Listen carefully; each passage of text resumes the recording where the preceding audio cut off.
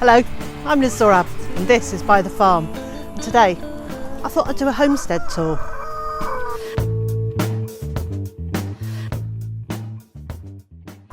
I'm really pleased with this shrubbery that's at the front of our house.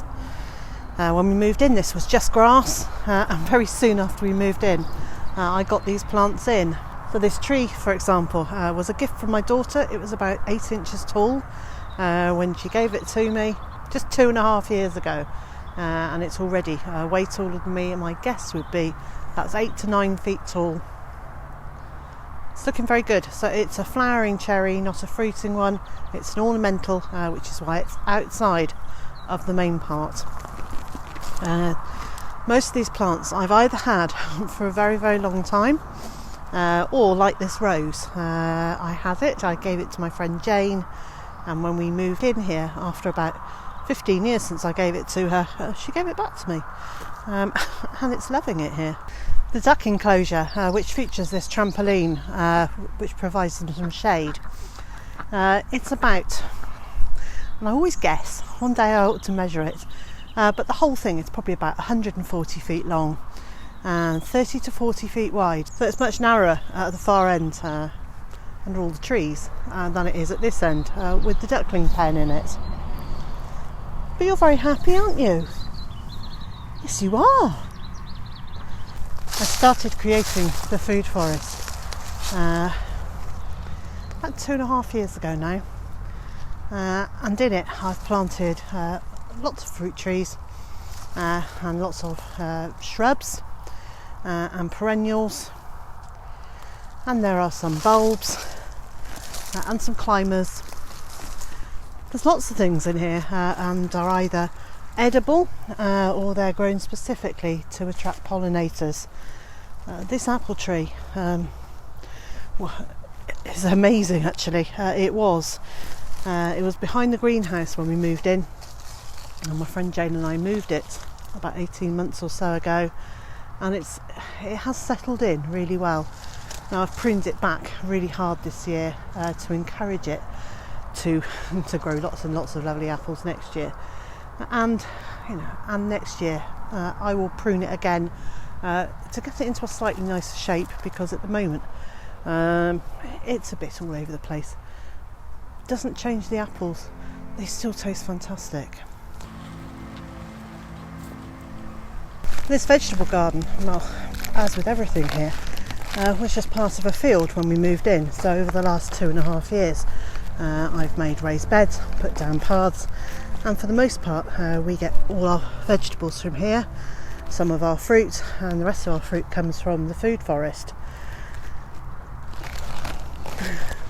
There's lots of bees around today, which is nice. So obviously there are vegetables we can't grow, and there's fruit we can't grow, and those things we do buy in, but actually we just eat less of them now. This part of the field will very soon become food forest too. At the moment it still belongs to the chickens and the turkeys. Come on then, you lot, come on. Here we go. Are you having some chard? Are you? Hello my darlings. There you go.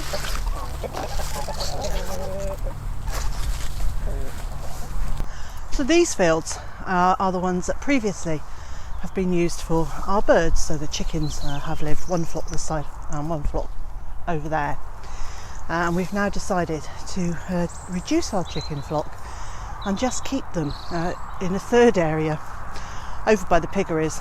So these fields will be available for me to extend the food forest through here and right through there as well, which means that all told our food growing area will be something like 1/3 to 1/2 acre when you include the annual vegetable garden. We put these fences in well, not long after we moved here, maybe 6 months after we moved here. They're still temporary. These posts are not banged into the ground very deeply. If I wiggle hard enough, they'll come out and the netting will get repurposed. And the netting up here is actually flexible chicken netting that's usually electrified. Obviously it's not electrified up here, and I just put it up here earlier in the year to try and stop the turkeys from wandering wherever they want to. So it's very exciting at the moment. The grass here is there's less grass and more clover. The clover came in from the field next door when the farmer sowed that clover. So the ground is looking really good here. It's hello boys, good morning. So we've got 4 turkeys, 3 boys and a girl. Didn't realise how much I'd like turkeys.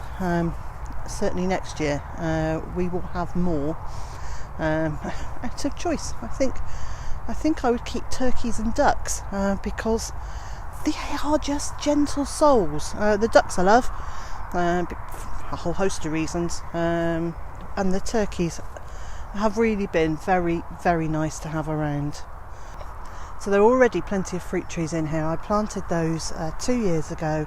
So there's apples, plums, pears, cherries, a quince, which I very definitely now need to harvest, a peach and an apricot, and we will be putting in more peach trees because we love those. And I also know that in here somewhere I want some sort of archway, or maybe even an archway tunnel, to be able to grow grapes and other climbing vines. So there will be more food forest here, which I'm really looking forward to developing over the next couple of years. If you're enjoying this video, please give it a thumbs up or leave a comment, or both. And if you haven't done so already, please consider subscribing to the channel. In between the annual vegetable garden and the food forest, I've put in a fence that's made out of recycled pallets. So the pallets go along, and then there are some that come out at right angles to give it support. And even my archway here is made from recycled pallets with some metal grid.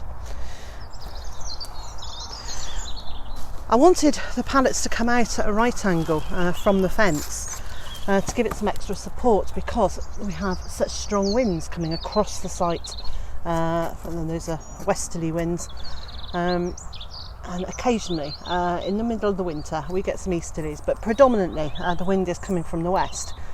So I wanted to be able to support this fence from getting knocked over. And when I put these in, these ones at the right angle, I suddenly had created a whole load of bays which looked, for all intent and purposes, like a whole load of compost bins. So it made sense to pop some pallets on the front and indeed to make them compost bins. So down the row here we've got, 11 or 12 bays, and they are either compost bins, the storage area for things like tools or bags or buckets, or they're going to be water collection areas, as I put big containers in them to be able to store more water in them, to be able to water the annual vegetable garden in the summer. Another distinct area of our homestead is out under these very big trees, where Scooby-Roo and his girls live, and also their flock of Australorps. Hello you lot.